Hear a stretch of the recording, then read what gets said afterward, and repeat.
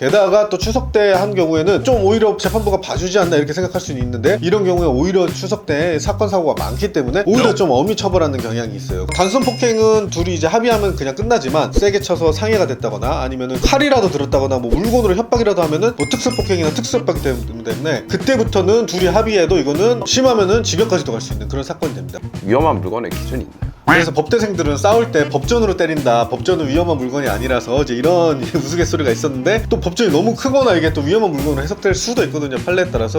네, 안녕하세요. 자유롭게 하변 하진규 변호사입니다. 네, 내일부터 저희가 이제 민족의 대명절 추석 연휴가 시작됩니다. 그래서 저희가 추석 연휴에 이제 특히나 주의해야 되는 범죄 두 가지, 투탑 범죄 혐의 두 가지에 대해서 지금 말씀드리려고 하니까, 혹시나 범죄를 저지를 것 같으신 분들은 요거 두 개는 꼭 피하셔야 됩니다. 야, 이거 편집이 좀 힘드시겠는데? 특히나 또 이제 응급실 대란도 좀 예고돼 있기 때문에 이 부분은 특히 조심하셔야 된다. 첫 번째로는 가장 많이 추석 때 일어나는 거는 음주운전입니다. 음주운전 같은 경우는 이제 평상시에는 내가 이제 이성을 잡고 잘 이렇게 하다가도 가족들이랑 이제 술 마시고 친척들을 만나서 반가운 마음에 좀 오버해서 이제 운전을 하게 되는 경우가 특히나 많아요. 이게 통계치를 보자면은 추석 연휴 전체 교통사고 10건 중 1건이 음주운전에 관한 건으로 이제 나와 있는데, 경찰청에 따르면은 2018년부터 지난해까지 5년간 추석 연휴에 벌어진 교통사고 1만 380건 중에 음주운전 사고는 1114건으로 10.7%로 집계가 됐습니다. 이거는 추석 외인 기간에 비한 통계의 7.8%에 비해서 무려 30% 가까이 이제 차이가 나는 거죠. 그래서 추석 연휴에는 특히나 음주운전도 많고 음주운전으로 인한 사고도 많다는 점, 이런 것들을 좀 명심하셔야 돼요. 최근에 이제 김호중 씨 사건에서 볼 수 있듯이 이렇게 도망가시고 이런 분들도 있는데, 이런 분들은 또 경찰이 양형 같은 걸 통해서 더 엄하게 처벌하고 있고요. 그게 아니더라도 저희가 음주운전 교통사고 양형 기준 요 표를 보시면은, 측정 거부를 할 경우에는 징역 1년에서 6년, 벌금은 500에서 3천만 원 이렇게 돼 있고, 혈중 알코올 농도 0.3에서 0.08 이 부분에서는 1년 이하 또는 500만 원, 또 0.08에서 0.2에서는 1년에서 2년 또는 500만 원에서 1천만 원, 또 알코올 농도 0.2% 이상인 경우에는 이제 2년에서 5년 또는 1천만 원에서 2천만 원 사이 벌금, 이런 식으로 아주 세세하게 규정되어 있습니다. 게다가 또 추석 때 한 경우에는 좀 오히려 재판부가 봐주지 않나 이렇게 생각할 수는 있는데, 이런 경우에 오히려 추석 때 사건 사고가 많기 때문에 오히려 좀 엄히 처벌하는 경향이 있어요. 그래서 추석 때라도 절대로 음주운전을 하시면 안 된다, 이런 게 있고요. 안 돼, 안 바꿔줘.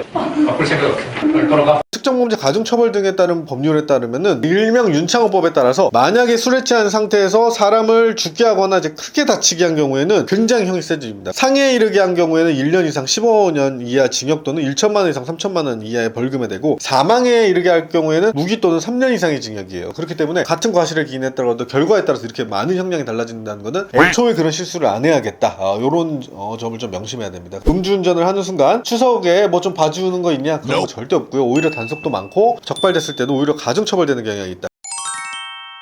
네, 두 번째로 가장 또 명심하셔야 될 거가 폭행 사건입니다. 그러니까 이게 폭행이 단순히 뭐 치고받고 이것뿐만이 아니라 치려고 하는 거, 그 다음에 협박적인 말을 하는 거, 또 가족 간에 이렇게 또 때리거나 아니면은 위협을 해서 뭐 칼을 들어서 협박을 한다거나, 이런 모든 것들을 포함해서 이제 말씀드리는 건데, 이제 술 마시고 가족 친척들이랑 시간을 보내다 보면은 이제 예전에 있었던 유산 이야기, 상속 이야기, 누가 더 모셨네 이야기, 옛날에 싸웠던 이야기들, 이런 것들이 이제 나오면은 감정이 격해져서 이제 폭행 사건이 많이 일어나요. 그러다가 이제 경찰에 신고해서 이제 경찰이 한번 오고 나면, 단순 폭행은 둘이 이제 합의하면 그냥 끝나지만, 세게 쳐서 상해가 됐다거나 아니면은 칼이라도 들었다거나 뭐 물건으로 협박이라도 하면은 뭐 특수폭행이나 특수협박이 때문에 그때부터는 둘이 합의해도 이거는 경찰, 검찰, 법원, 재판까지 가서 심하면은 징역까지도 갈 수 있는 그런 사건이 됩니다. 가족끼리 이제 싸우는 거 뭐 가족끼리 일 가지고 이러냐라고 하는데, 실제로 사건 수가 굉장히 늘어나요. 기사를 보시면 추석 등 명절 연후에 가족폭력 신고가 4,000건 이상 나온다고 하는 거고, 폭행 같은 경우도 2년 이하 징역이나 500만 원 이하의 벌금에 되지만, 또 가정폭력 같은 경우는 또 이게 가정보호 재판으로 가는 거가 되는 거고, 또 가정폭력 범죄에 관한 특례법이 있습니다. 이렇게 갈 경우에는 2년 이하 징역이나 2천만 원 이하 벌금으로 또 가중처벌되는 경우가 있기 때문에 굉장히 주의하셔야 되고, 또 특수폭행 같은 경우 가장 흔하게 나온 사례가, 예를 들어 칼이나 소주병을 이렇게 들고 때리려는 신용만 해도 징역 6개월 이렇게 많이 나오거든요. 그래서 이거를 이제 소재로 한 만화도 있잖아요. DC계에서 이제 유명해진 이런 만화도 있어서 그것도 소주병 하나 든 거예요. 근데 명절이나 이럴 때 가족 상대로 하면 더 엄히 처벌되기 때문에 이런 것들 특히나 또 주의하셔야 됩니다.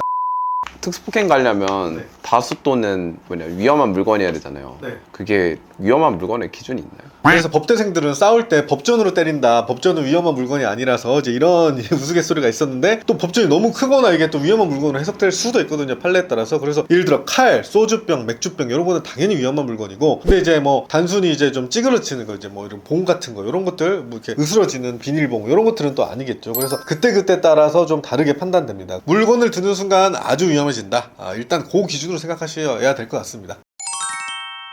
추석이라고 명절에서 가족들이 다 만나서 아주 좋다, 신나는 마음이 있겠지만, 술 마시다가 싸우거나 협박적인 말 하면 절대 안 되고, 그 다음에 이 끝나고 나서 씩씩 하는 마음에 운전대를 잡으면 또 절대 안 된다. 요 두 개를 특히나 주의하셔야 되고, 또 여기에서 또 파생되는 거가 이혼 사건이 이제 많이 들어오죠. 그래서 변호사들은 명절 끝나면 이혼 특수가 온다 이런 우스갯소리가 있는데, 또 이혼 이런 것들 당연히 없도록 또 안전한 행복한 명절 보내시길 바라겠습니다. 네, 감사합니다.